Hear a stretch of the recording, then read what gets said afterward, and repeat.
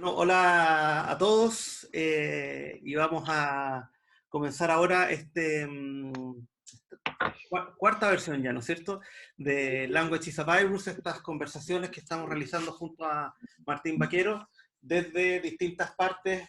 Martín está en París, yo estoy acá en Santiago de Chile, hay amigos desde Inglaterra, desde Francia, desde Austria, qué sé yo, de distintos países y además hoy día amigos de Argentina. Y tenemos como invitado especial para esta sesión.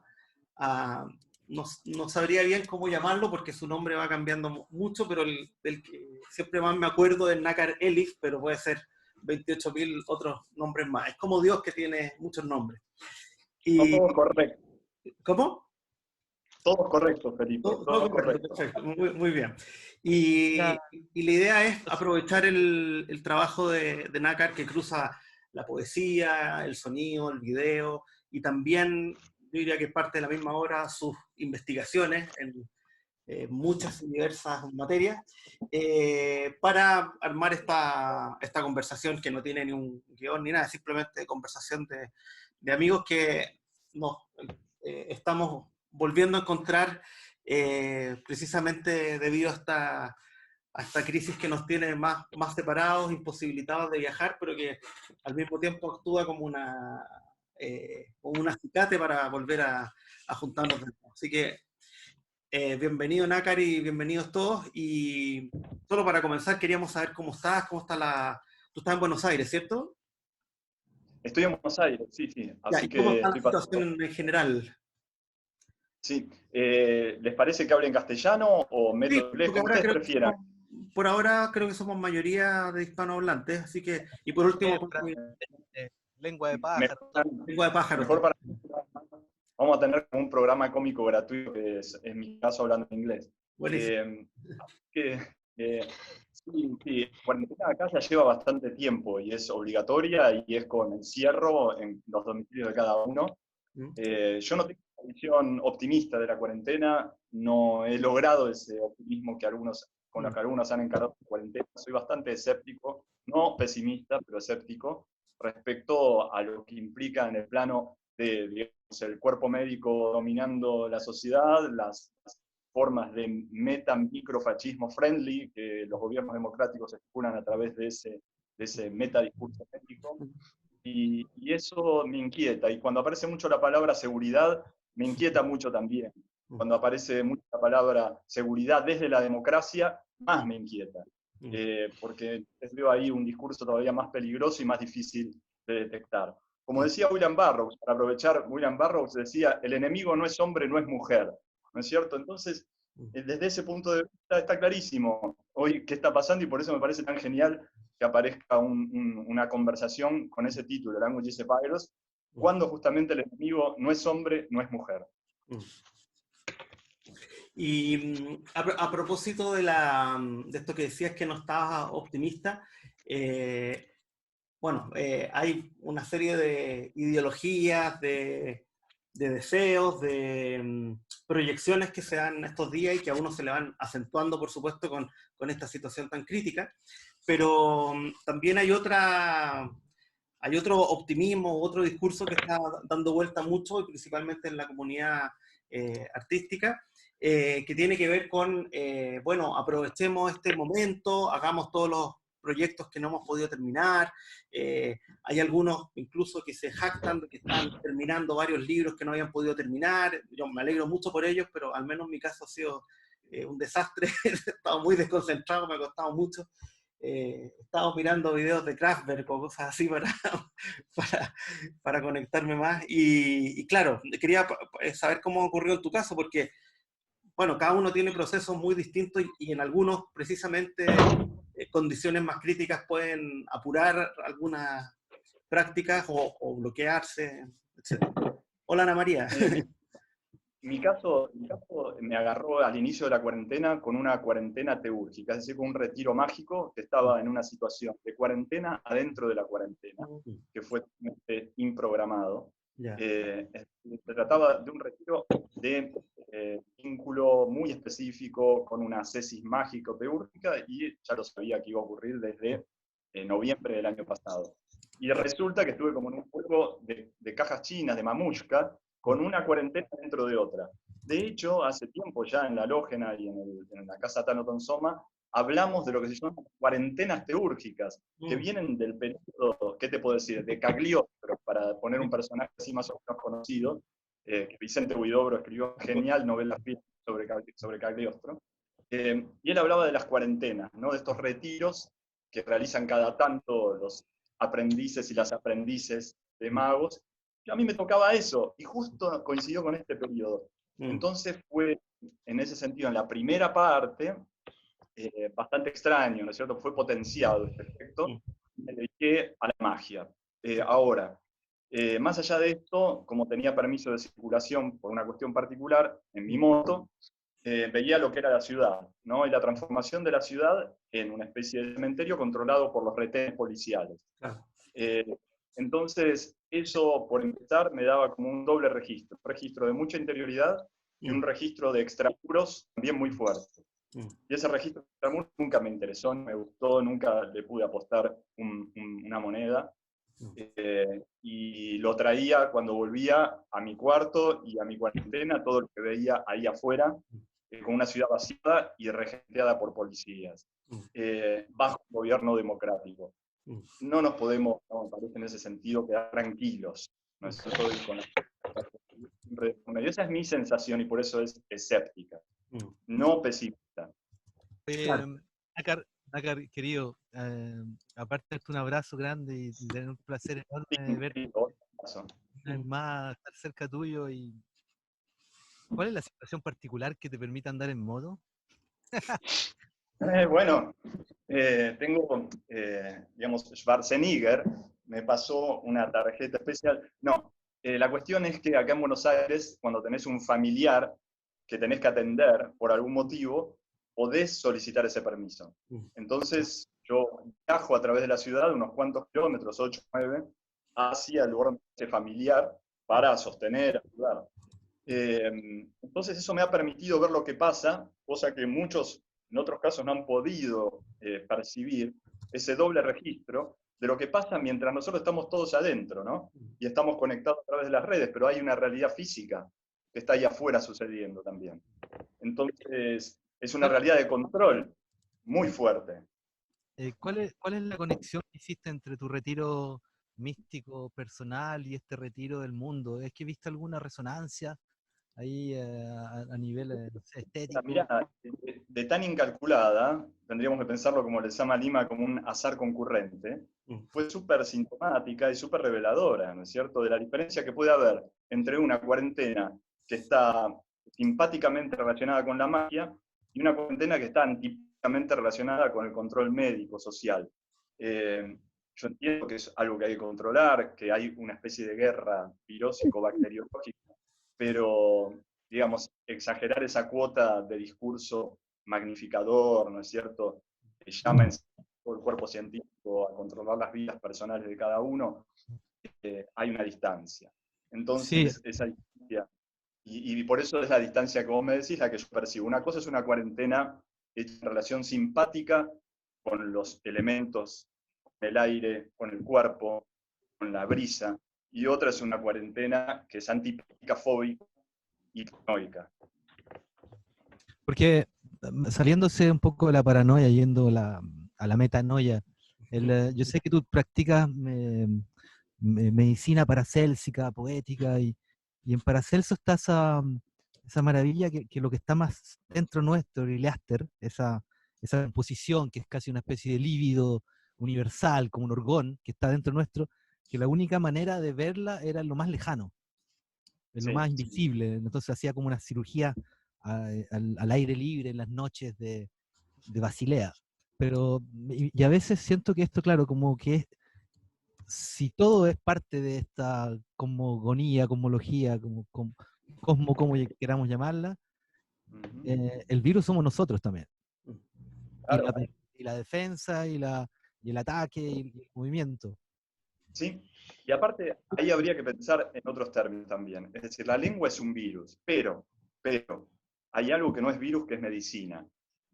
Y hay que pensar qué es la medicina, en ese caso, que no es la lengua. Entonces ahí es donde entraría a funcionar el habla, tal vez, si lo pensamos en el lugar bastiniano, ¿no? Es decir, ¿qué pasa con el habla? Más que con el habla, con el dar a hablar. Entonces, dar a hablar probablemente sea la medicina para el virus, tanto social como básicamente lingüístico, al que estamos relativamente condenados como escritores Sí. o como Hay una comunicadores. parte en Aristóteles que hacen esa diferencia entre ónoma y logos, que es como ónoma es el nombrar y el logos es el pensar. En el fondo habían los partidores de la onomatopoeica, que eran los tipos Eso. se hablaba y pensaba al mismo tiempo y no había que pensar el logo. Y eso me parece muy clave en la poesía, como hay poetas que escriben con el logos y poetas que escriben con el onoma, con el nombre, digamos. Y que al Pero entonces la pronunciar... lengua ahí, ¿viste? Ahí es donde la lengua ya no es una lengua de fuego, en un sentido, y tiene este sentido propiamente, no lo digo en el sentido evangelista, propiamente pentecostal, no en el sentido evangélico, sino en el sentido propiamente alquímico, de la lengua cuando se transforma en otra cosa que virus. Lo de Barrows es una detección, como buen médico que era, ¿no es cierto? Barrows era un médico. Ahora, hay que ver cuál es la medicina para eso. Yo creo que una de las medicinas es pensar en este dar a hablar, y dar a hablar a otras cosas, dar a hablar a las plantas, a los minerales, a los elementos, dar a hablar a ciertos fragmentos, secciones de las minorías que a nosotros nos den ganas por simpatía y no por conveniencia o oportunismo, dar a hablar. Entonces, el habla es el habla de fuego. Me parece que hay como esa relación con una conversión, con una reconversión del virus, ¿sí? En términos de hablas improvisadas sobre la marcha, ¿no es cierto? La improvisación es interesante ahí. ¿Qué papel juega la improvisación en la lengua? Improvisamos poco con la lengua, improvisamos y estamos acostumbrados a improvisar con la música, con las escalas, los músicos de jazz, los músicos de krautrock. Pero ¿qué pasa con la improvisación en la lengua? ¿Por qué cada vez que nos enfrentamos con la lengua la improvisación se acabó ahí? Entonces, esa sería, por ejemplo, ¿quiénes improvisan? Los tipos que hacen rap, por decirlo así. El tipo que hace rap improvisa. El tipo que hace una payada acá en Argentina, en la gauchesca, improvisa. También. En fin. Qué bueno que hayas comentado eso de la improvisación. Bueno, aprovecho de saludar a más a los amigos que se están sumando. Hola Roberto, hace mucho que no ¿Quién nos está? veíamos. No los Qué bueno veo. verte. Me encantó esto que mencionaste porque justo en el último tiempo estoy haciendo una investigación sobre distintas formas de creación que se basan en procedimientos, ya sean procedimientos más cerrados como los de Lulipó, por ejemplo, o más abiertos tipo John Cage, Fluxus, o las cuestiones generativas de Brian Eno, etc. Y uno de ellos es la improvisación, entendiendo que tiene muchas variedades y qué sé yo. Y claro, me interesaba precisamente eso, por qué la improvisación tiene una presencia tan fuerte en la música, por ejemplo, y en distintos grados, como digo, en distintas formas, y en la literatura o en el texto, en el lenguaje, tampoco, ¿no es cierto? Y claro, pensaba los ejemplos similares en el hip hop, o acá en Chile también existen las décimas en el ámbito de la poesía popular, que es muy similar a lo que tú estás hablando, y al menos en el caso de poesía que desemboca en libro, podríamos decir, el único caso que me venía a la mente, David Antin, el poeta norteamericano, que muchas de sus obras, sus libros son en realidad que lo invitan, se pone a hablar y eso se transcribe. No sé hasta qué punto es exactamente una improvisación, pero claro, está más cercano quizá a eso. No conozco mucho más y me llama mucho la atención porque obviamente ya en el plano de la poesía sonora, que se acerca a lo performático, a lo musical, ahí sí que hay un espacio muy grande, pero es rara esta idea como que, no sé,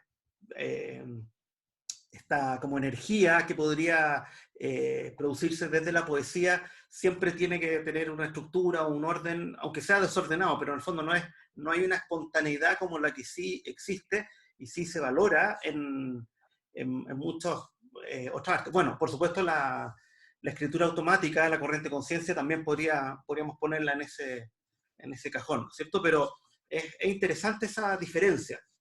Como que ahí pesa mucho el logos.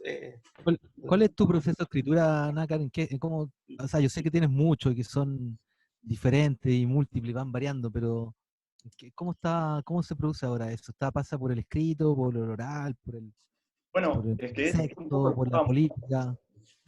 Mirá, Martín, y es un poco lo que estaba diciendo recién Felipe, lo que vos venís a preguntar coincide en el mismo punto, que es que toda mi escritura es una improvisación, pero hay una improvisación oral, no una improvisación de escritura automática, Claro. donde uno está con la virome ahí pegada al papel o con las yemas pegadas a las teclas del teclado de la computadora.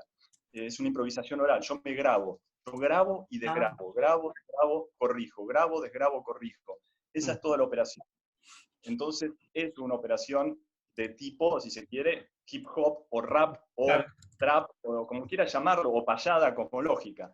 Es decir, no hay ningún tipo de relación con la escritura en el sentido del disciplinamiento físico de la escritura. No, yo prefiero caminar.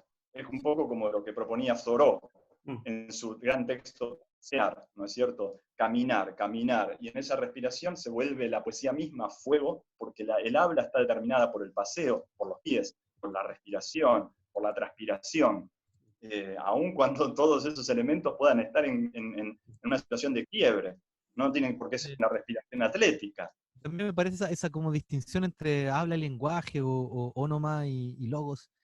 En la poesía se ve claramente, ¿no? Los poetas que vienen más de la literatura y los poetas que vienen más del movimiento o la vibración o la música. O sea, yo, por ejemplo, yo Tal creo que cual. también en ese sentido estamos mucho más cerca de la música, con esa capacidad que tiene la música que el significante no tiene diferencia con el significado. Y Ahí va. y lo que se dice y eso no tiene una metalógica, es lo que es concreto en ese sentido. Exacto. Entonces, la Es poesía una... que viene desde ahí no tiene que pasar por esos filtros del entender, del logos, de esa cierta logofalocentría que decía Derrida, como el marcar el paso de que estamos entendiendo para poder pensar. O sea, a veces hay cosas que no se entienden, entran mucho más rápido que las que se entienden cuando uno logra Ahí va. improvisar, ¿no? Y por eso a veces tanto remarcaba Deleuze como filósofo, que lo entendían mejor los músicos o los artistas visuales que los filósofos mismos, ¿sí? Había esta relación muy directa con lo que estaba diciendo porque lo sentían como una experiencia que había tenido lugar alguna vez o que estaba teniendo lugar, más allá de que entendieran o no la minucia filosófica de los conceptos. Esto es igual que la poesía. Vos podés entender o no la minucia del sentido de la poesía, pero si hay una relación simpática con lo orgánico o con lo inorgánico, es suficiente. No importa que haya una intelección de cada palabra. Eso es lo que pasa con el que improvisa siempre. ¿Qué relación hay de la improvisación con el sentido narrativo de la música o con el sentido narrativo de la literatura? Es verdad que en la música se encuentra más en la poesía sonora, pero no se encuentra en la poesía escrita y por eso es un lugar bastante raro meterse ahí. Vos nomás hace un rato, Felipe, algunos escritores, o un escritor en particular americano. Acá en Argentina tenemos el caso de Néstor Sánchez, por ejemplo, Claro. Que es un escritor que se metió con la improvisación en un lugar todavía más complicado, que es el lugar de la narrativa, de la novela, ¿cierto? Por eso quedó en el lugar que quedó, de ilegible, supuestamente. Claro. Sí, estaba pensando en Chile también el poeta Claudio Bertoni, que es un poeta de una línea muy distinta a las que estamos hablando, más cercano a la antipoesía de Parra, el lenguaje coloquial. Él generalmente escribe diarios y citas y comentarios, etcétera, y a partir de eso arma sus libros de poesía, pero durante un periodo se dedicó a hablarle a una grabadora como loco, y bueno, de ahí iba tomando también extrayendo los poemas, aunque en su caso, claro, tiene más que ver con una cosa de ingenio, más del chiste, del humor, etcétera, pero que también se captura como con esa energía propia de la oralidad. Sí, pero de hecho Bertoni también a mí me pidió ayuda, que lo ayudáramos de hecho a sacar esos sonidos, porque yo creo que justamente en ese tipo de poesía, en lo escrito pasa a ser casi una vulgaridad, pero en Claro, el sonido, o sea, se produce ahí una diferencia. hay espacio místico vibratorio en que los armónicos suenan y algo pasa, o sea, aparte que la escritura en papel o lo que es como gráfico en el sentido, los únicos lugares interesantes para leerlo son las grutas rupestres, o sea, las cuevas rupestres, por ejemplo. Aquí en Francia hay varias que son como, wow, uno entra y ya la arqueosonología se está dando cuenta que no son solamente gráficos, sino que son sonidos, y que en un momento uno se detiene en ese lugar, se mueve y empieza todo a resonar. Entonces, es como como el vinilo, ¿no? Los vinilos que uno pone un sensor en esa huella del disco y eso resuena, ¿no? Cuando pisé los pies en la estación halógena, fui a ver a Nácar y fui iniciado en esa único laboratorio mundial donde se unen estos tres puntos de la poesía que para mí son tan clave, la mística, la experimentación, no diría científica, pero experimentación natural, y la matemática, música, ¿no? Porque la matemática y la música es lo mismo finalmente, ¿no? Son distancias, son números, son dimensiones, y me perdí lo que iba a decir. Yo me cuelgo de eso, Son Martín. secretos que no puedo revelarlos porque son de la iniciación. Pero me cuelgo de eso porque, bueno, NACA nos envió varios materiales que después vamos a estar compartiendo, etcétera. Pero precisamente uno tiene que ver con la estación halógena y pensando en que algunos de los interlocutores acá no la conocen, no han tenido el privilegio, o algunos de quienes van a escuchar esta conversación tampoco saben mucho del proyecto. Si podrías contar básicamente en qué consiste, qué es lo que puedes revelar y lo que no se mantiene secreto. Sí, mira, acá tengo este folleto. Este folleto es un tríptico. ¿Cuándo se llamaba Escuela? Lo tengo a mano, lo tenía a mano justamente pensado para mostrárselos.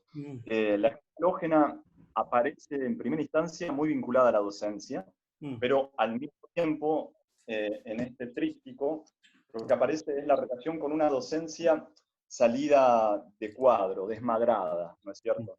Entonces, se proponían varios cursos que me encantaría leerles los títulos, nada más. Ahora aplicar anteojos. Estos son los del señor mayor. Hay que sacarse los anteojos. Ahí va, ¿viste? Ahora estos son los de la transparencia. Por ejemplo, Héctor Libertela, ¿no es cierto? Un gran escritor, improvisador también, otro de los improvisadores, admirador de Néstor Sánchez. Sí. Héctor Libertela, en este primer periodo de la estación halógena que se llamaba Escuela Halógena, propone un curso que es ¿Y cómo hacer literatura de vanguardia hoy?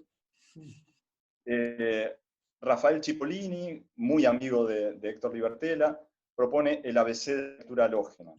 Yo propongo un curso en ese momento que se llamaba Pansemiótica de la función creadora, pero al mismo tiempo, en el dorso de este tríptico, que pueden ver ahí, aparece la idea de generar como colectivos, estoy hablando del año 2002, ¿sí?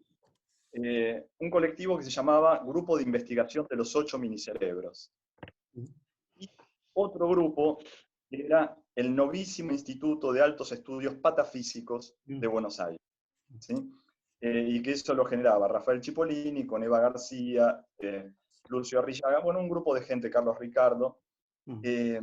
Esto era la halógena, y es la halógena, desde el inicio. Lo que me interesa resaltar de toda esta cuestión es que sea escuela halógena, sea estación orbital halógena, de lo que se trata es de generar una transmisión de conocimiento y de experiencias institucionales, y que exista esa posibilidad. Aún formada institucionalmente, es la riqueza propia de esta propuesta. Es decir, que vos, formado institucionalmente, sin embargo, desmarcás los contenidos, los pones en una nueva matriz y lo haces funcionar en una matriz completamente impensada desde el punto de vista de partida de esos conocimientos, y haces como una especie de operación, si se quiere, surreal, que es como la famosa cuestión del paraguas sobre la mesa de disección, etc., pero con el conocimiento, ya no con una figura, con una metáfora, con una figura retórica, sino con el conocimiento mismo. Hacer eso con el conocimiento, hacer eso con una biblioteca, con un corpus de libros. Eso es lo que pretende la escuela halógena o la estación orbital halógena. A tal punto que inauguramos la noción de diagonalecto, porque todos los diagonalectos son estas especies de vectores que cruzan diferentes saberes con la misma intensidad y capacidad de transmisión que si fuera un aula de la Universidad de Buenos Aires, y sin embargo no lo es, y es una forma de competencia, si se quiere, relativamente pícara, una picaresca del conocimiento. Y ahí es donde esto se forma y donde tiene ya 18 años de praxis, en ese sentido. Entonces se puede incorporar el conocimiento, por ejemplo, de los 8 minicerebros. ¿Qué es esto del grupo de investigación de los 8 minicerebros? Bueno, parte de una teoría que sucedía en un momento de investigación de la psicodelia entre Timothy Leary, entre Anton Wilson, etcétera, etcétera, y que nosotros en ese momento tomamos en relación a la Dream Machine, es decir, a este invento de Brion Gysin de la Dream Machine, que lo comparte con Burroughs y que hemos usado en todas las performances del Fondo Dionisia Copira, que es, digamos, el colectivo performata de la estación halógena, en la cual siempre había una Dream Machine funcionando, por lo menos una, 2, 3, y que tenía esta función, la performance, de conectar poesía con magia, con psiconáutica, con conocimiento de lo que es históricamente la performance, sin que tenga un concepto. La noción de concepto en la performance me parece que es bastante empobrecedor. Y como que hay que mostrar un concepto, y entonces hay un público selecto ante la mostración de un concepto de performance, que la performance pretende transmitir hacia su equipo de pares o de iguales, de colegas, ¿no? Nosotros lo que hacíamos con la performance, y esto es la halógena también, en ese sentido, era transformar, convertir al que asiste en performer. Nosotros no éramos los performers que le íbamos a mostrar al público lo que pretendíamos demostrar o mostrar desde el punto de vista de un concepto. Lo hacíamos participar íntimamente de la performance, al punto que muchas de nuestras performances terminábamos nosotros como público de los que asistían. Es decir, que transformábamos a la asistencia en performatas, nosotros en público, pero de un lugar que no estaba programado, que sencillamente ocurría. Entonces, también esto me parece que es un juego interesante que aúna todo este elemento halógeno, que es decir, también, yo tomo un elemento del conocimiento y de golpe lo devuelvo como otra cosa. Eso, como otra cosa, como es un grupo de investigación de los 8 minicerebros, como es la magia, la alquimia, y operativas, no retóricas, no simbólicas, no desde un lugar arquetipizante, es decir, operativo, al cuerpo, al instrumento. Eso. ¿Y cómo has visto la evolución, no tanto del proyecto mismo de la estación, sino de la recepción que ha ido teniendo? ¿Qué tipo de personas se han acercado, se han vinculado? ¿Cuáles se han sentido lejanos o lo han criticado? Porque evidentemente esta propuesta es bastante distinta, no sé, a otras propuestas más hegemónicas en el ámbito académico, en el ámbito literario, etcétera, ¿no es cierto? Evidentemente hay una apuesta que es disruptiva, que es distinta, ¿no es cierto? Y que atraviesa muchas cosas. Y quería preguntarte cómo ha habido momentos de mayor empatía con lo que ustedes hacen o de rechazo, ¿cómo ha ido funcionando eso? Bueno, mira, te doy un ejemplo muy claro, muy patente. En la Facultad de Letras, a través de gente que sigue yendo, profesores, ¿sí? Etcétera, la escuela halógena se la tilda de escuela alucinógena. Yeah. En ese sentido... Te iba a preguntar esto, si creo en la evolución próxima de pasar a la alucinógena, ¿no? Quizás... Dale. Exacto. Y en ese sentido es como que se entiende muy bien de lo que trata, y al mismo tiempo también es como cuando decís, bueno, es un loquito, entonces lo apartás. ¿Viste? Claro, como que decís, ¿entendés? Sí. Es decir, es la escuela alucinógena, no es un lugar de transmisión de conocimiento, claro, es alucinógena. ¿No es cierto?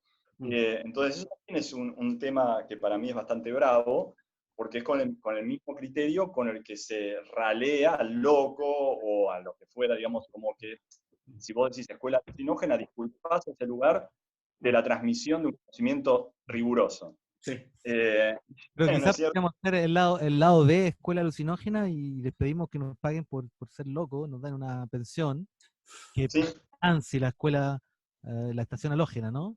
tal Hacer cual. misiones alucinógenas que nos den guita para seguir en lo mismo, ¿no? O sea, lo siempre diferente. Como una anécdota que me contaba Juan Salzano, de su tío que estuvo en el Borda, mi hermano estuvo en el Borda, que es el hospital psiquiátrico acá de Buenos Aires, y me contó una anécdota muy genial, que es que decían que los locos, para conseguir guita, un pucho, un cigarrillo, lo que fuera, van obviamente a la puerta del hospital psiquiátrico a manguearlo, y decían entre ellos, che, vamos a hacernos los locos a la puerta, a ver si nos están...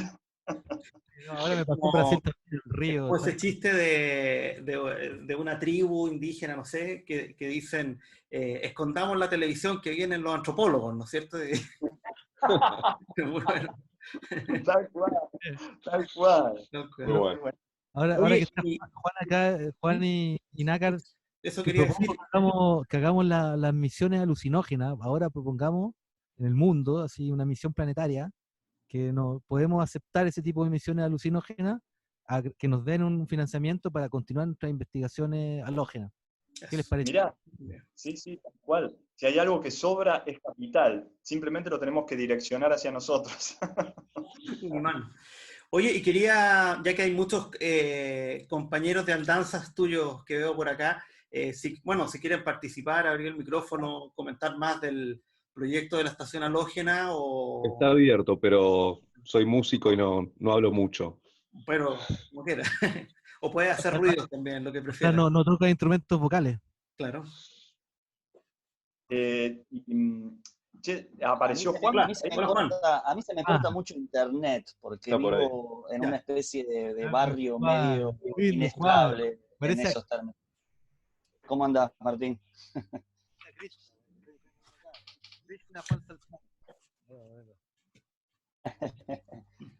¿Cómo le va? Hola. No se te escucha mucho, Martín. Abrazo, Juan, un abrazo grande. Diciendo Krishna que se parece, Un abrazo, querido vaquero. Sí, qué lindo estar aquí. Vaquero con B corta. Vaquero, pistolero. Claro, pistolero. Martín Pistolero. Hoy estamos en un Toledo. espacio western, sin duda. Bueno, y no sé si quieren comentar, como les digo, cómo han porque tomado Juan- parte en este proyecto de alguna manera. Es feo decir proyecto, pero bueno, en este núcleo de energía. O sea, dale, Juan, yo después apoyo con mi experiencia alucinatoria de lo que fue mi iniciación en estación halógena también. Luego de esto. Luego ir a servirme ustedes preparan un licor filosofal también, ¿no? Hacen me acuerdo que nos dieron una especie de destilado que tocaban con el Rocío de Mayo, Atalanta Fugiens, tenían estos captores de Rocío de Mayo, estas armaduras en el tercer piso de magia invocatoria de ángeles. Creo que en el mundo, en este momento, ustedes son de los pocos grupos de poetas que hacen eso, ¿no? Que invocan pues cábala fonética, invocan ángeles. Creo que sería lindo que yo sé que no se puede hablar mucho de esas cosas, pero por ejemplo, ¿qué tipo de qué me dieron? ¿Qué me dieron? Cuenten qué me dieron. Y aún no sé qué me pasó, pero cambié para siempre después de visitar la estación halógena. Tenía una salsa secreta. Aparecieron Nácar. Bueno, Estaba preguntando cuáles eran los ingredientes de mi iniciación, pero bueno, no sé si podía. de hecho, eso, no sé si se vio lo que estoy destilando ahí. Ah, no. ¿Se vio algo de eso? A ver. Juan rompió el silencio. Y Juan volvió a ser Krishna. Y iba a hablar y no habló. Dale, Juan. No, Quedó congelado. se me cortó, me quedé como congelado. Una gárgola. No, yo lo único que iba a decir era que a mí me pasó lo mismo que a vos, Martín, ¿eh? Yo cuando llegué a la estación halógena fue en el año 2004, cuando se convertía de escuela a estación, digamos, ¿no? Esos 2 primeros años, yo llegué en el 2004, y también ya digamos que no fue lo mismo las cosas, ¿no? La percepción del mundo ya no fue la misma, digamos, ¿no? Y de hecho entré como a dar un pequeño cursito con Julio Escuaga, con un grupo que teníamos en ese momento de performance y también de investigaciones que se llamaba La Madre Res. Y ¿qué querés venir a saludar? Estoy justo hablando. Para buscarla. Perdón, ahí pasa mi compañera Nadia. Hola, Nadia. Nadia. Sí, vení, tráemelo. Para que Está- ya que estoy mi hijo, un segundo. Juan, felicito. Recientemente nacido. Juan Manuel, mi sobrino está ahí. Juan, Claro. te felicito, pues no te puedes Muchas gracias. Así que ahí está. Ahí ¿Dónde está. está? Oh. ¿Dónde ¿Cuánto está? tiene? Gordito, lindo. Tiene 3 meses y medio. Wow, sí vi por ahí. Bueno. Así que es otro halogenito, recientemente aterrizado. No, y decía eso, que con un grupo de performance, investigaciones, que se llamaba La Madre Res, dimos un curso ahí, que se llamó Fascinatio, Última Ratio, que tocaba sobre todo digamos, hacía como una especie de, como decía Nácar, un diagonalecto que atravesaba todos los puntos coordinados de lo que fuera la fascinación, ¿no? El punto de fascinación, y obviamente que eso podía tocar el éxtasis, eso podía tocar cosas incluso hasta opuestas, ¿no es cierto? Digo, desde el éxtasis hasta la seducción, pasando por la fascinación. Y abarcaba también muchas cosas, y ese fue el primer momento, y ahí fue cuando nos pudimos conocer personalmente con Nácar. Yo era bastante Julio. Sí, yo, claro, y que Julio también lo conociera a Nácar, porque yo, bueno, a Julio lo conocía desde antes con el grupo, ¿no? Sí. De hecho, si no me equivoco, a ese primer curso, creo que te conocí a vos, Diego. Claro, porque Julio era compañero mío de sociología de la Exacto. facultad. Entonces ahí creo que te conocí, y digamos que a partir de ahí, después dimos otro que se llamaba la reanimación de las cosas, ¿no? Y a partir de ahí fue cuando nos empezamos a volver amigos y aliados con Nácar, y empezamos a armar, digamos, cursos ya colectivos entre nosotros, y de a poco empezamos a tramar pequeñas aventuras, digamos, ¿no? Moleculares y de otros tipos que no vamos a contar acá en público. Puedo decir por qué eran aventuras así nudistas. Hedonista. Hedonistas. Pistoleras. Pero, digamos, para mí eso es lo interesante, que en un sentido usurpamos el lugar de la docencia, y ese para mí es el lugar relativamente molesto cuando vos, Felipe, preguntabas por la recepción en diferentes momentos, cómo se dio, cómo fue mutando. Y la recepción siempre fue en este sentido, por eso te traje y les traje a colación esto de la traducción de escuela halógena en escuela alucinógena, porque es una manera de no hacerse cargo de lo que pasa ahí. Exactamente. Puede ser tomado como un sintagma relativamente simpático, pero a la vez es un sintagma de no hacerse cargo que está pasando ahí, no es meramente alucinógeno. Claro. Sí, como psicodelia, digamos. Claro, también. como algo hippie solamente. Y, muy trillado. Eso me interesa mucho porque creo que en general, o sea, creo que parte del potencial provocativo y disruptivo que puede tener todo lo que están haciendo tiene que ver con eso, con obligar a incorporar ciertos conocimientos que están fuera del conocimiento académico, pero además, y aparte, obligar a repensar cosas que estamos estudiando además dentro del conocimiento académico. O sea, por ejemplo, de cuántos filósofos rescatamos su lado más místico o más alquímico, por poner un ejemplo, ¿no es cierto? Y queda como, no, eso no le interesaba. Y lo pensaba porque el año pasado una colega mía, que es filósofa, pero que investiga mucho sobre la obra de Giordano Bruno, entre otros, hizo un curso de epistemología de la magia en el doctorado, en la universidad, así súper serio, con todas las reglas propias, pero bueno, fue un curso muy muy volado, muy loco, con muchos participantes, y se habló de, bueno, podríamos decir, de magos y alquimistas de la tradición europea, pero también de chamanismo. A mí me tocó hacer una clase sobre la relación entre magia y música. Me va a hacer un libro muy bonito que tiene Ramón Andrés, no sé si lo conocen, un diccionario de magia, música y alquimia, algo así, que es precioso, libro editado en España.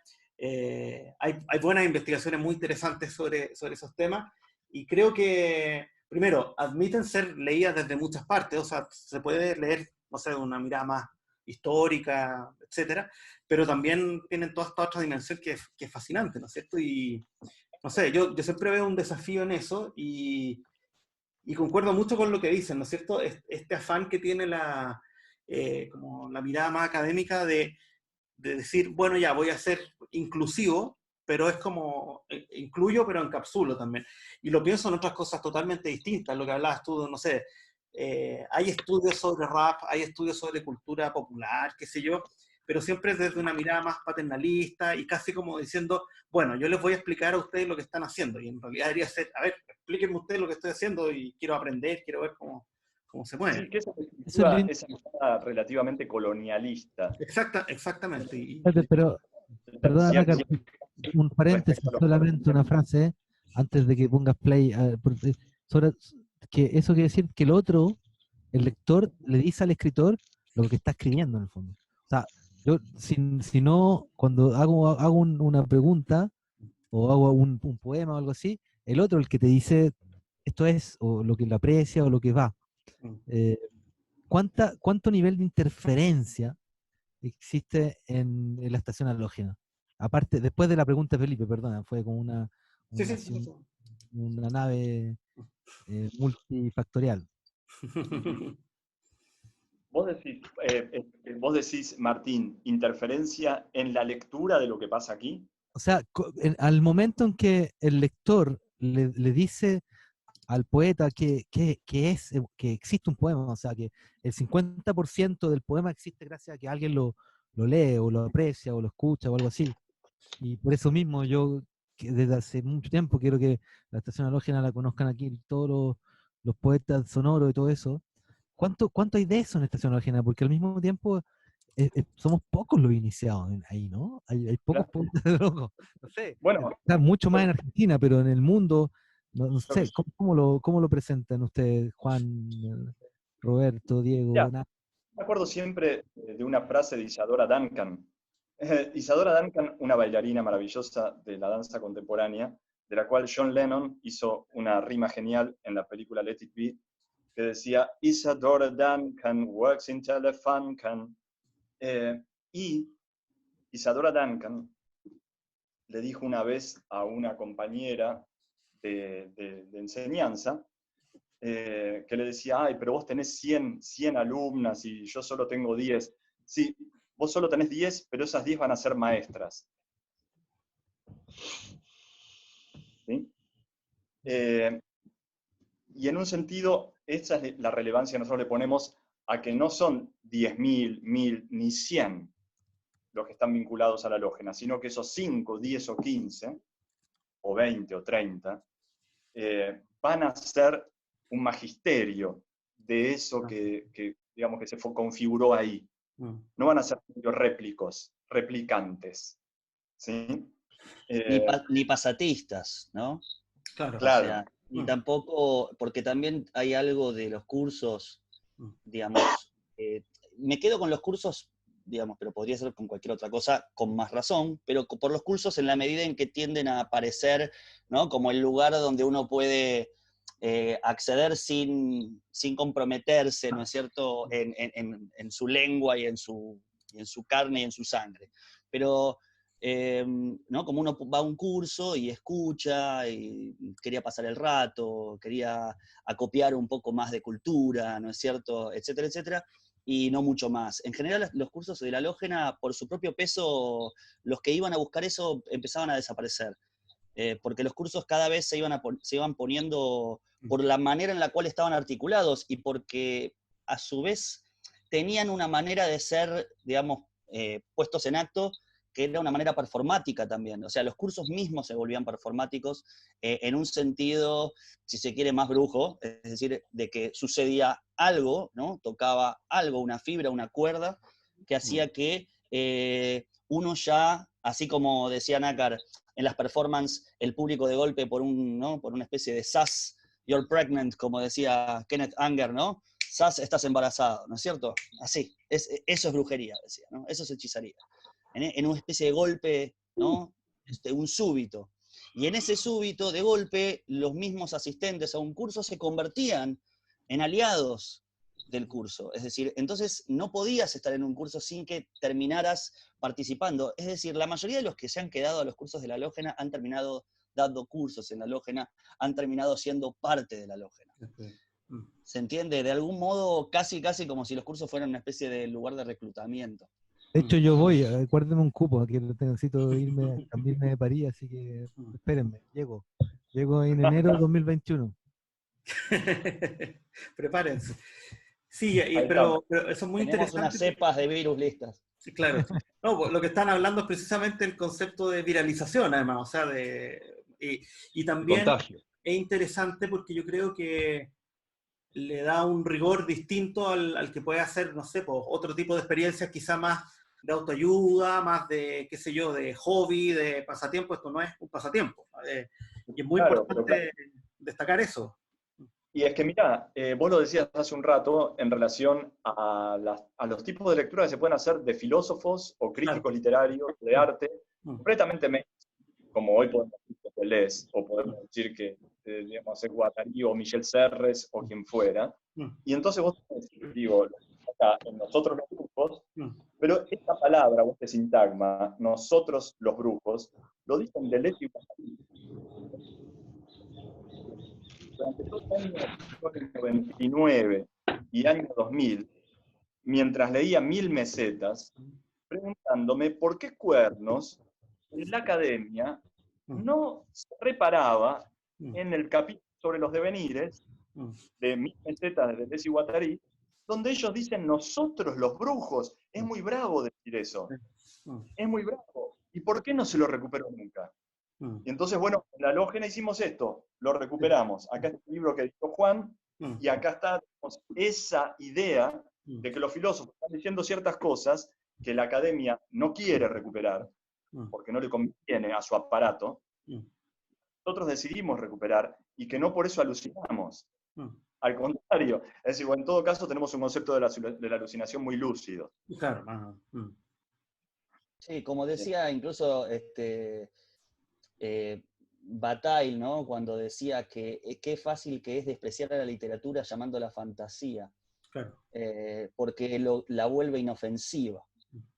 Claro. Y él no quería, ¿no es cierto?, una literatura inofensiva, así como yo creo que Deleuze no quería una filosofía inofensiva. Y en ese sentido, cuando Deleuze dice nosotros los brujos, se lo suele tomar, se lo suele pescar como si fuera una metáfora. Claro. Y una metáfora es tranquilizadora, porque una metáfora está en lugar de otra cosa que seguramente sea más asimilable por un aparato del saber mejor codificado y digamos que no perturbe ciertos prejuicios, digamos, de lo que es o no es aceptable como saber. Por lo tanto, nosotros los brujos, no se preocupen, Deleuze no lo dijo en serio, lo dijo en términos metafóricos. Culpamos. Claro, entonces se lo disculpa. Y es lo mismo que decir la literatura, no se preocupen, después de todo es fantasía, claro. O decir la performance, después de todo, no es más que una manera práctica, escénica, de transmitir, como decía Nácar, un concepto probablemente sociológico, o político, o cultural, o egotístico también, muchas veces. Cuando a veces se juega a esta idea de que la performance termina destruyendo el ego, en realidad lo reafirma muchas veces, ¿no es cierto? Entonces, digamos, depende cómo se use, ¿no? Pero digo, me parece que nosotros brujos lo bueno que tiene ahí es que Deleuze mismo, y por eso lo tomamos así nosotros desde la Halógena, aquella vez, cuando, digamos, porque en realidad desde el 2005 que habíamos ya empezado a armar cursos sobre eso y que terminaron deviniendo 3 años después en este libro que se publicó en el 2008. Entonces, Deleuze mismo ya había denunciado a la metáfora como mal concepto, como pseudo concepto. ¿No es cierto? Porque al hablar de metáfora, uno está suponiendo que la metáfora es aquello que reemplaza a algo que sería originario, ¿no es cierto? O sea, como una definición, por ejemplo. O sea, y eso es como el espejo, en términos de lenguaje, de una visión del mundo que codifica el mundo en 2 categorías posibles, ¿no es cierto? O algo es una cosa, o parece otra cosa, ¿no es cierto? Pero si yo parezco otra cosa, no soy esa cosa, soy esta, ¿sí?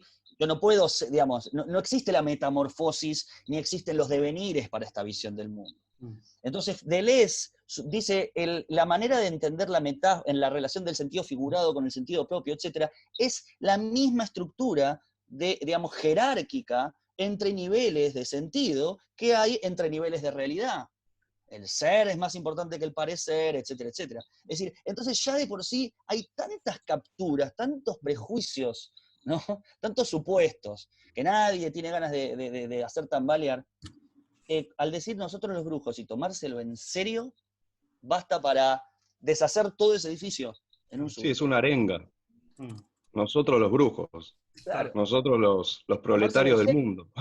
Tomárselo en serio, ¿no es cierto? Política, digamos. El planetariado. El planetariado. Y aparte, habría ahí que ver esa cosa que tiene la palabra metáfora en sí misma, que la fora, o el foro, digamos, es mover o transferir, o es la dinámica. Es decir, que nosotros somos más foristas, más de ese Dios que transporta, que mueve, que dinamiza, más que meta. De la fora. La fora, lo que mueve, ¿no es cierto? Lo que dinamiza. Y en este sentido no es meta, no es una teoría del una metateoría del conocimiento, al estilo adorniano. Entonces, es una foría del conocimiento, una dinamis del conocimiento, otra vez un conocimiento pentecostal.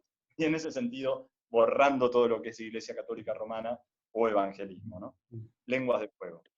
Sí, aparte no es lo mismo, digamos, cuando se habla de transmisión, ¿no? Y transmisión de conocimiento, hay algo que proviene de la teurgia, de hecho, ¿no es cierto? Que proviene de la teurgia de Jámblico, por ejemplo, de Calcis, en el siglo cuarto, ¿no? Tercero, cuarto después de Cristo, que ya hablaban de que lo que se transmitía en una iniciación, si bien se decían cosas o se transmitían ciertos símbolos y conocimientos y demás, no importaba del todo eso no era lo central, sino que lo que se transmitía era una energía, decían ellos, ¿no? Hay una energética del símbolo que se transmite a través del símbolo, pero que tampoco no es una forma.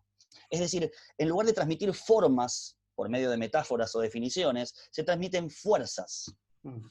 ¿Entiendes? Se transmiten impulsos, se transmiten choques eléctricos. Hay otro tipo de transmisión en una iniciación que en realidad uno sonaría como muy contemporáneo y en realidad es algo que a su vez, como decía Libertela, se viene derramando desde el corpus hermeticum, digamos, ¿no es cierto? O sea, habría que defender además, a mí me gusta cuando hablo de estas cosas con gente que lo ve desde otro lado, le digo, yo soy tradicionalista. Lo que pasa es que probablemente la tradición que me interesa no es la misma que les interesa a ustedes. Pero Claro. creo que es importante reivindicar eso. Claro, decía Tristán Tzara, ¿no? Me gusta lo antiguo por su novedad. Exacto, tal cual, exactamente. ¿No es cierto? Es decir, y de Libertela recalcaba, ¿no? Quizá no haya nada más adelantado y vanguardista que el corpus hermeticum. Claro. Es decir, en ese sentido también tiene que ver con las antigenealogías, ¿no es cierto? ¿De qué tipo de historia, y no pensarla linealmente. ¿de qué historia, tradición o genealogías estamos hablando? O sea, hay algo muy policial, muy ideológico, ¿no? en el sentido, digamos, hasta marxista del término, ¿no es cierto? Es decir, ideológico en el cierto uso del calendario. Es decir, en la idea del antes y el después, ¿no? Como a partir de acá, es toda una idea del tiempo lineal que también es completamente tradicionalista en el mal sentido. En el mal sentido, claro, conservadora. Y no entender una manera de pensar el tiempo, digamos, qué sé yo, multilineal o de otro estratigráfico. Bueno, Nácar está haciendo algo ahí, no sé. Sí, la teoría de los multiversos también, cómo pasan distintos versos en un mismo verso, o sea, cómo escribir o cómo decir para que haya múltiples resonancias en distintas realidades. O sea, no sé, por ejemplo, me acuerdo de Estación Halógena, el primer piso era cursos, momentos de brindis, guitarra, música, después nos íbamos arriba a invocar a ángeles, nácar, ese lugar arriba, no, háblanos un poco de esa invocación angélica de Abraham Abulafia y toda esta cábala fonética donde donde los poetas traen los versos que los pájaros nos quieren contar hace miles de años luz. Esa era la capilla Leadbeater, ¿no? Mirá, justamente, exacto, justamente estamos ahora en ese lugar, estamos, no sé cuántos somos acá, creo que menos uno. Una visita guiada. Es el lugar, es una visita guiada, sí. Como si fuera, digamos, al pasaje Barolo. Un tour de force. Claro. Un toro de force. Sí. No, y es cierto eso, porque en realidad lo que decías vos recién, Martín, de la lengua de los pájaros, que en definitiva se puede traducir como una lengua angélica, en el sentido que la han usado tantos previamente a la limpieza de ese aspecto angélico que es desprolijo, porque no es prolijo, se suele aplicar a la palabra angélica una prolijidad, una depuración, una beatitud que no es tal, es completamente desprolija. Bastaría con leer a Hildegard von Bingen para darse cuenta que la lengua angélica es desprolija, es improvisada, y aparece la noción, sí, de la lengua de los pájaros. Para mí ahí es fundamental ver qué pasa con esa lengua de los pájaros a través de sus diversas manifestaciones a lo largo de la historia. Y eso es en parte una de las cuestiones de las que damos cuenta ahí en el libro Nosotros los Brujos. ¿Qué pasa con la lengua de los pájaros? Y no es necesariamente una lengua de especificidad, de un ejercicio específico, llámese poético, alquímico, etcétera, sino que es un tipo de experiencia con la lengua que es la que al inicio de la charla de hoy decíamos, tiene que ver con el dar a hablar, ¿no es cierto? No quedarse con el lenguaje, con una estructura formal, sino con el dar a hablar como esa función plástica de la lengua. Función plástica que en cuanto combinamos nuestra percepción con la función plástica, de golpe la lengua es otra cosa que lengua, ¿no es cierto? Entonces es un mercurio y se puede comunicar entre diferentes reinos. Y de alguna manera eso es la propuesta de una lengua pajarística o una lengua de los pájaros. Y digo, está muy tratada en diversas tradiciones. Es una pena que en la nuestra, castellana, española, que es tan rica en términos de pajarístico, esta problematización de la lengua de los pájaros no esté del todo, digamos, puesta en el centro, ¿no? Yo les quería hacer otra pregunta también, ¿cómo o qué rol juega la tecnología y particularmente las tecnologías digitales, precisamente que ahora nos permiten comunicarnos dentro de esta, no sé, mira ahí el lenguaje secreto de Hildegard von Bingen, muy bien, la lengua ignota. ¿Qué rol juega la tecnología en todo esto? Porque muchas veces hay una idea de la tecnología como algo separado del humano, opuesto a lo humano, y por supuesto que hay cuestiones que motivan a pensar eso, pero también, y lo pienso en el caso de la alquimia y en el de muchos místicos y todo, hay como una especie de mirada tecnológica sobre, o sea, como operaciones medias maquinales, la cábala, por ejemplo, y muchos dicen que es una especie de predecesor de la computación, etcétera, la idea de combinatoria, etcétera, tiene algo de ciencia, incluso de tecnología. ¿Cómo ven esos vínculos dentro de lo que están haciendo y pensando? Bueno, la tecnología, Felipe, es mercurial, ¿viste? Y nosotros somos profundamente mercuriales en todo lo que hacemos. Es decir, creemos, y si no estaríamos sonados, en la transmisión. Claro. No sé si en la comunicación. Sí. Eso es otra religión. Sí. Pero sí creemos en la transmisión. Incluso en la transferencia. No sé si en términos psicoanalíticos, mediúmnicos, espiritistas. O de dinero, que es la mejor transferencia. Los transparentes. Los transparentes, los grandes transparentes de Duchamp, todo eso, ¿no? Exacto. Yo realmente la comunicación me resulta una zona bastante jabonosa para mi gusto. Pero la transferencia y ese lugar de transmisión que tiene, digamos, lo que nosotros pretendemos realizar, que es puramente mercurial porque es docente, sí, está todo el tiempo presente, ¿viste? Desde el momento que nosotros elegimos... De vuelta a eso, ¿no? De vuelta a esto que decíamos, ¿no? Una cosa es lo que se dice y otra cosa es lo que se experimenta en esa transmisión de lo que se dice, digamos, y lo que se transfiere.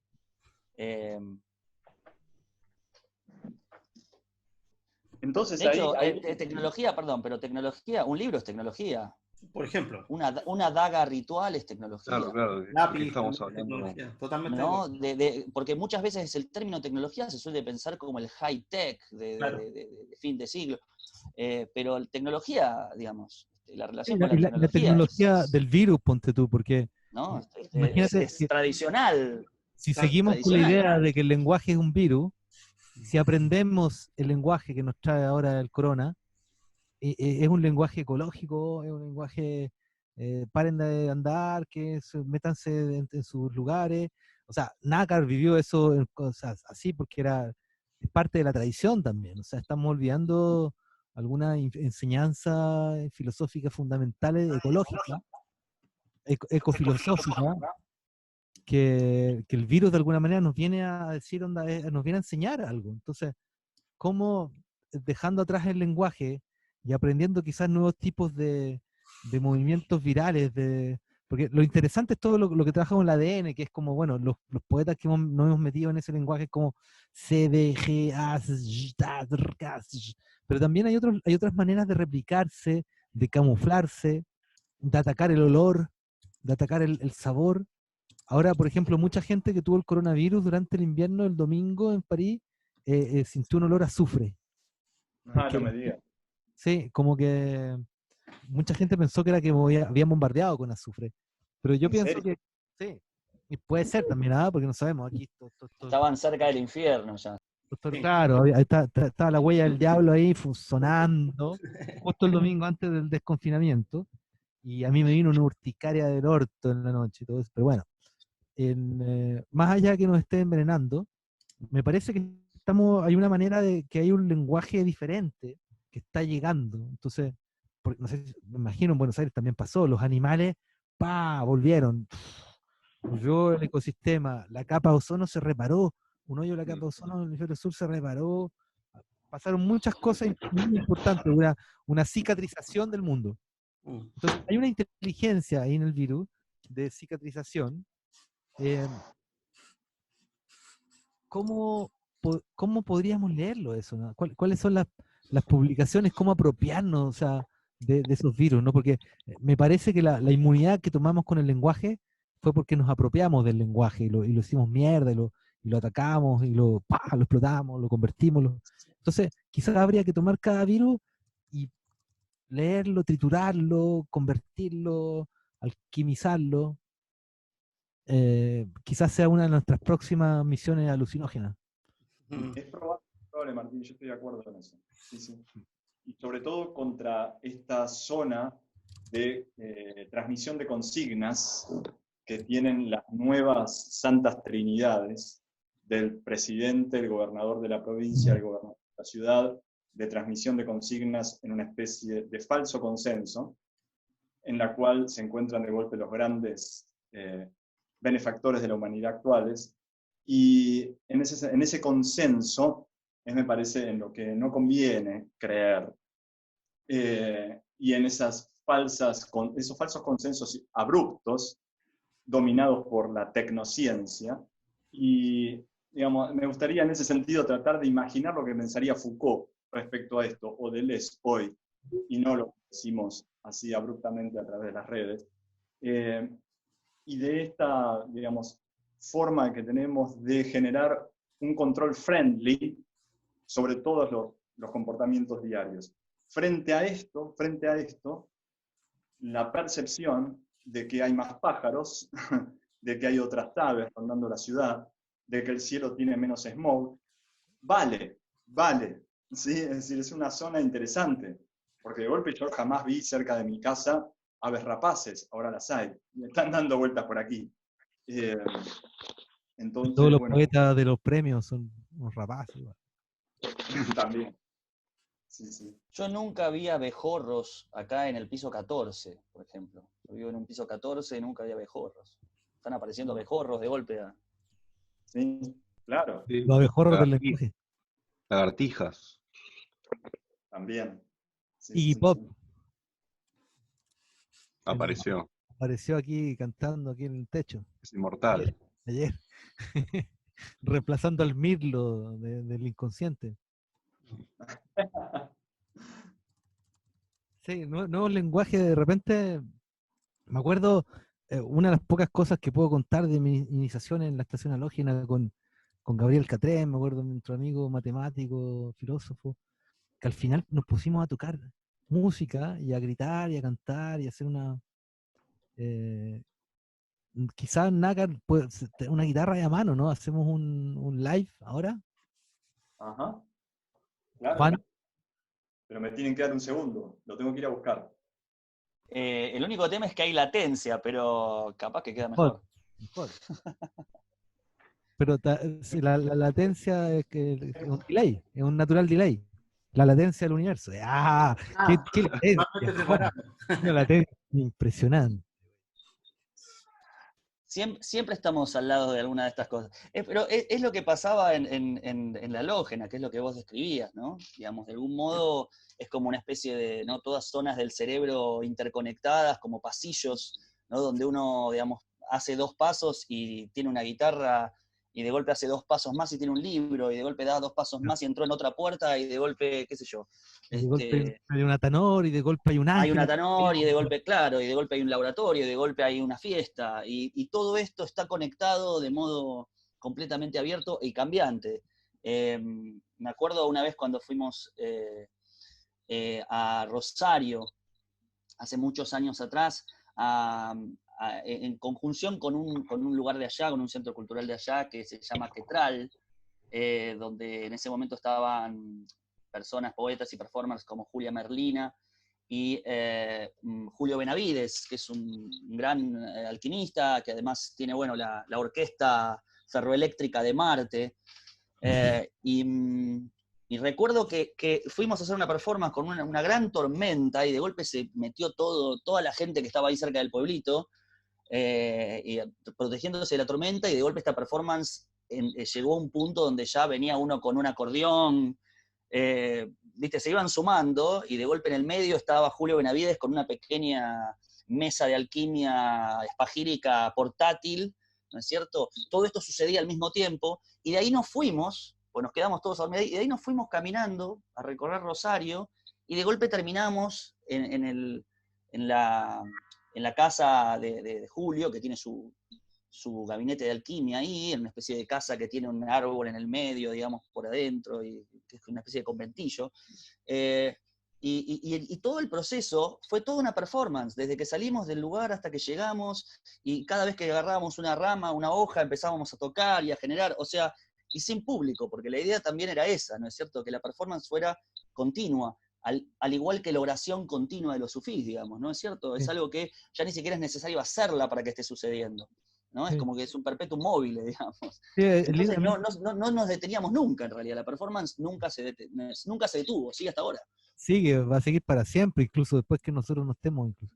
Pero, de hecho, me acuerdo de haber conversado en esos momentos esos ejercicios de performance para un público invisible, que yo hago de repente para preparar unas cosas como poner una silla, así como invitar gente, invocaciones, lugares, y un público que uno no percibe, y tocar frecuencias en la que uno no es capaz de percibir, porque somos una antena que no solo transmitimos para nosotros mismos, y eso, o sea, eso ahí me di cuenta, conociéndolo a ustedes en la Lógena, cómo, cómo habían unas personas en el mundo que estaban en lo mismo, percibiendo, transmitiendo, antena, micrófono, parlante, porque un micrófono si uno lo da vuelta es un parlante, y un parlante si uno lo da vuelta es un micrófono. Entonces somos seres sensibles, estamos vibrando, y la estación halógena ahora con los proyectos de la estación alucinógena, nos va a llevar a los multiversos, yo creo, ¿no? Hola, aquí estoy de nuevo. Nácar, ¿qué piensas de los multiversos, los panversos? Eso de los panversos me gusta. Sí, sí. Pero esa teoría linda de un argentino, de hecho, Juan Maldacena, del universo holográfico, ¿no? Como que somos, que es muy, bueno, tiene mucho de Platón también, que somos como una proyección de Sí, sí. de una presencia que está en los bordes. Somos una imagen en 3 dimensiones, como un holograma. Entonces, Bueno, y sí, eso me sí, parece bueno. me parece muy simple en el sonido, por ejemplo, porque si yo hago así, así, encuentra el sonido andando solo, yo no estoy entonces, ¿en qué momento nos entregamos a la experiencia sensual de la mística poética que ustedes viven ahí? Porque ustedes también publican un montón de libros y sacan discos y tocan música.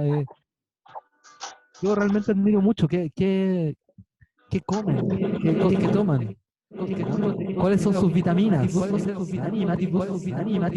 son sus minerales.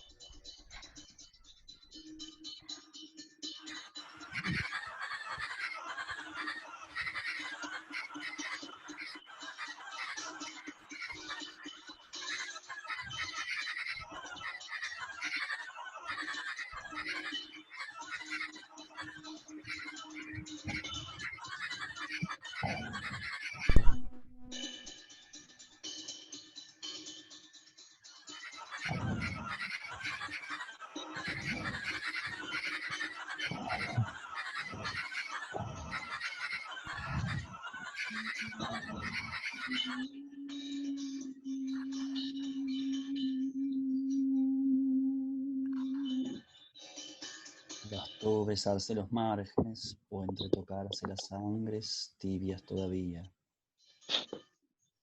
Se le saltaban los dedos con sus olores florales. Flotábanse. No sé creer en la estética de la margarita.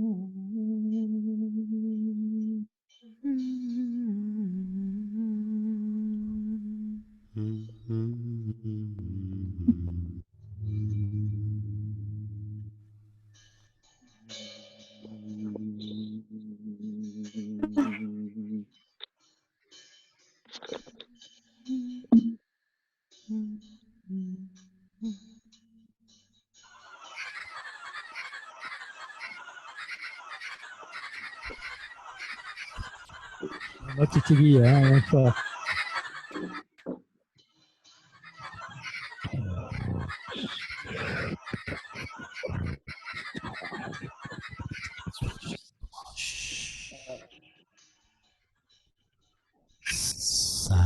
Samadhi.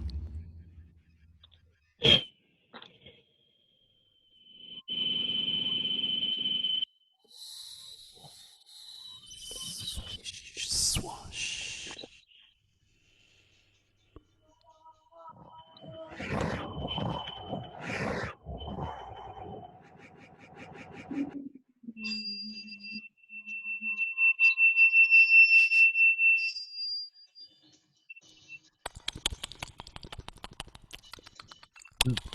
Not under 18 years old. Became the poetry of feelings, hoping a sound of feeling on the same time, on the same time.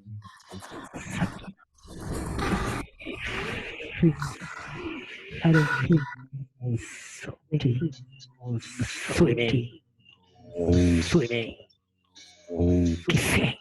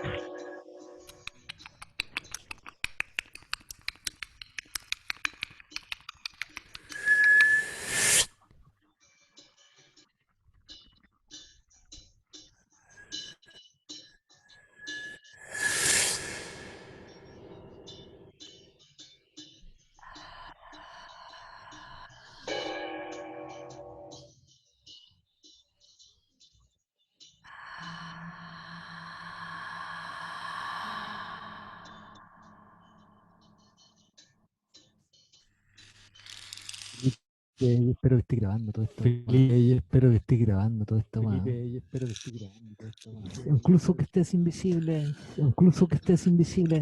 Incluso que estés invisible.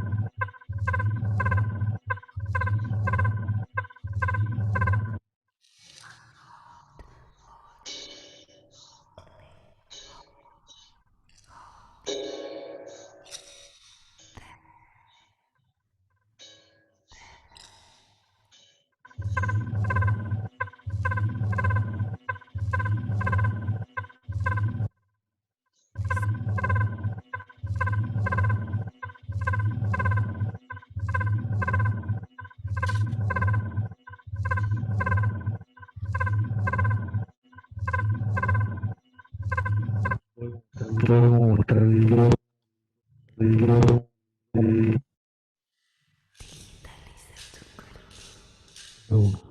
se escucha nada.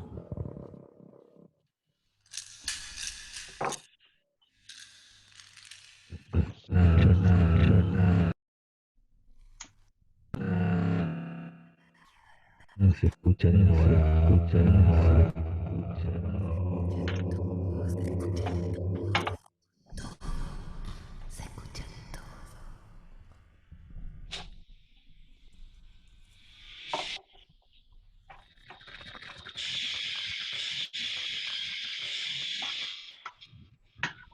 No estoy escuchando absolutamente nada de lo que están diciendo, pero sigo hablando, caso ustedes,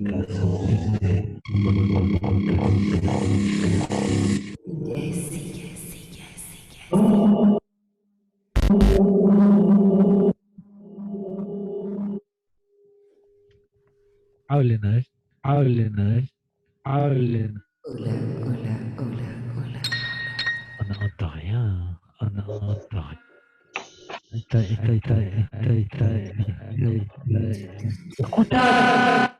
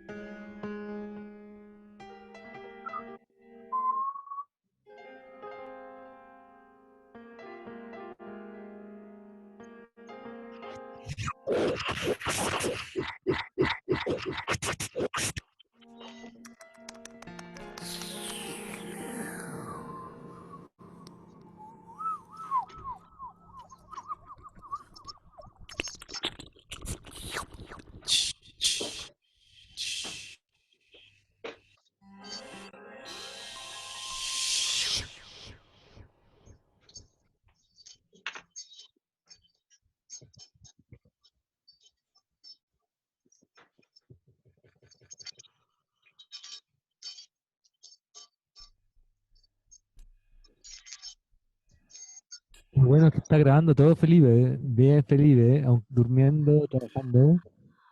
Se imprime, se imprime, ¿eh? Imprime todo, Naka, ¿estás ahí?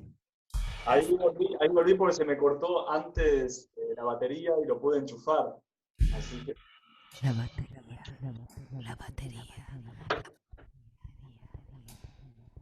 Salió bueno este último, ¿no? salió muy bueno. Sí, yo me perdí un tramo, pero me gustó todo lo que salió. Vamos a hacer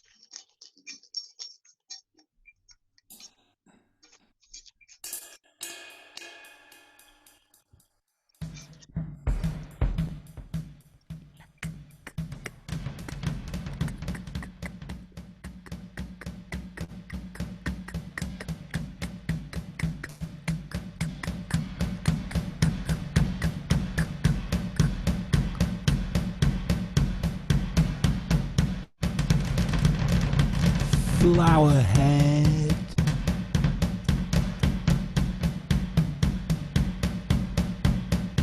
Pollinator.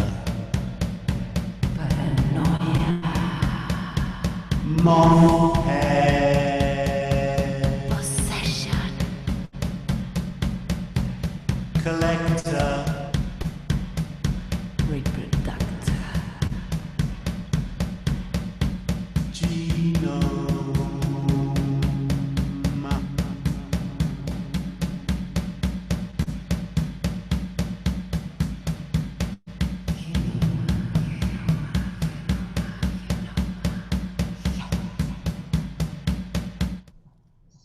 Pollen.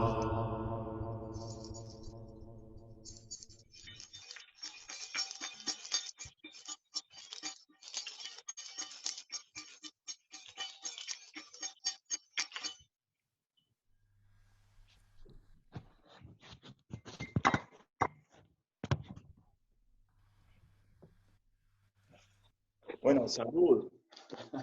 Salud. Cine. Salud, chicos. Estuvo buenísimo. Sí.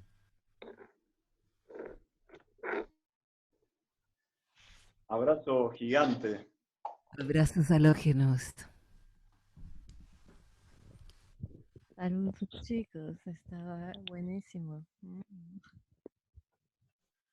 Oye, Naka, te adoro, güey. Juan, gracias a todo el mundo.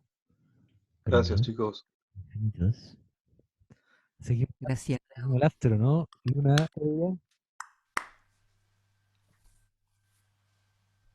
Luna, Adrian, están escuchando Luna, Adrian, Luna, aló, comando. Escuchando. Estamos escuchando. Ya escucho. Ah. We hear. Yes.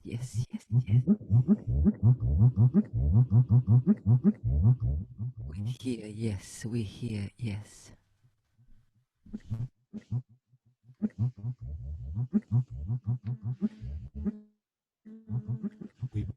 We bear.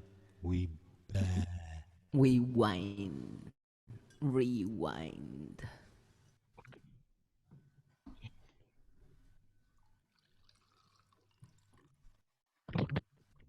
Thank you, Gines, for amazing graphics.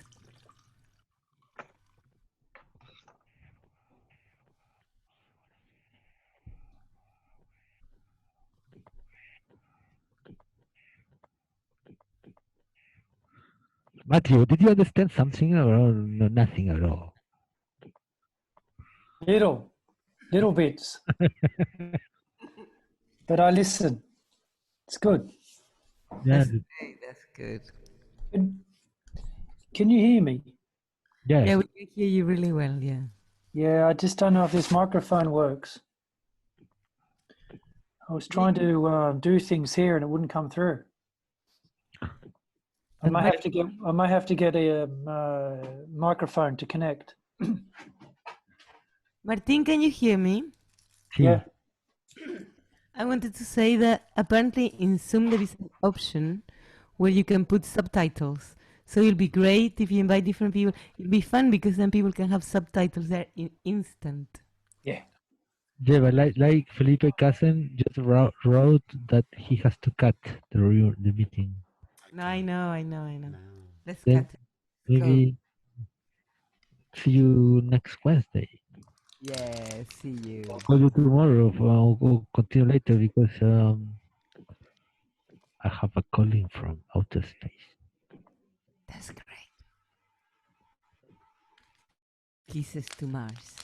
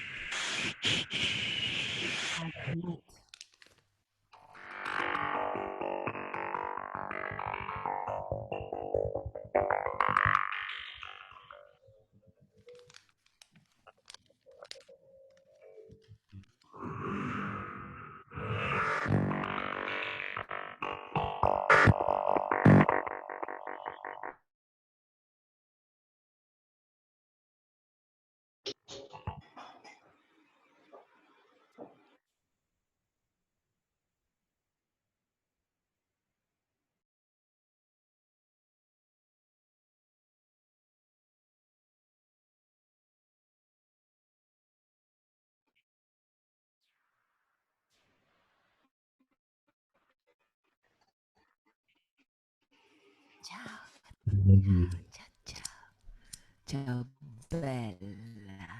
Ciao, ciao, ciao.